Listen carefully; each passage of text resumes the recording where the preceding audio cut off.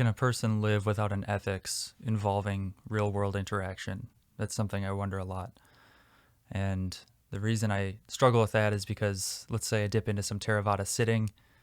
You do the sitting, it seems to clear out a lot of your usual motivations and ways of choosing to do things in the world. And it makes you go after this contemplative mode where you're sort of trying to escape from everything.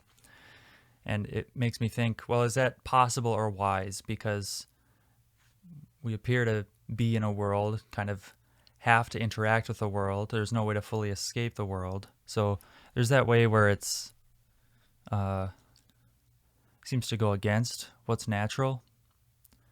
And then further, I also think there's a sort of friction between Theravada Buddhism and the cosmos.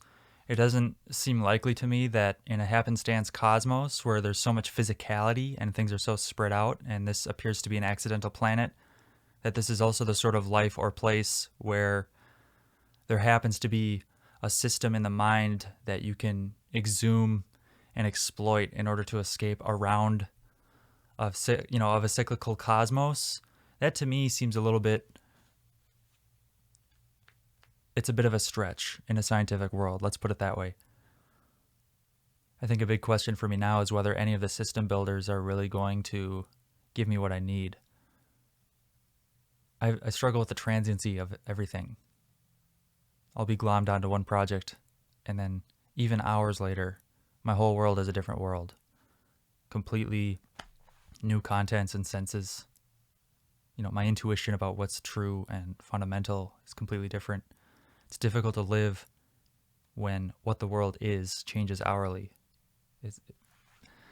I think there's some sort of surrender that has to take place, like a surrender to the change of time or a change to my preferences, instead of forcing myself to find things down these well-trod paths, maybe being open to what my actual preferences are. But finding those preferences is difficult. If you're familiar with type theory, there's a hierarchy of what a person has access to. So for me, thinking I have high access to, and then intuition, then sensing, and then feeling. I find it really difficult to even know or actually bring into full articulation what my opinions are about things, what I feel about things, how I respond. So knowing what to do next is really hard for me. Having something be valenced positively is hard for me to have. Sometimes it seems like rejecting the system builders and just living my own life as I want to sounds like a really good thing. This is represented by theorists like Nietzsche or Richard Rorty, who talk about being interested in the particulars and with the idiosyncratic.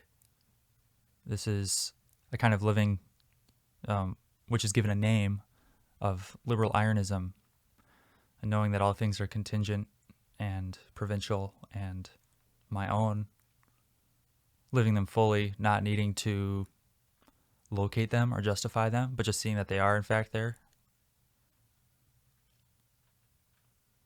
It seems kind of in line with the humanist project of Rogers, which is to see and live what I am as a person in my own way, in full. Is that going to be enough? Is there a way to live that where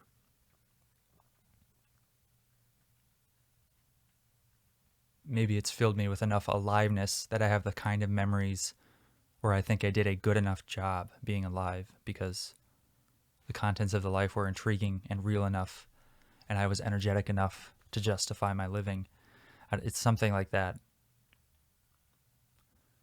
Part of me really thinks the path is not asceticism. The path is not a rejection of life, but it's a sort of living in a way where you justify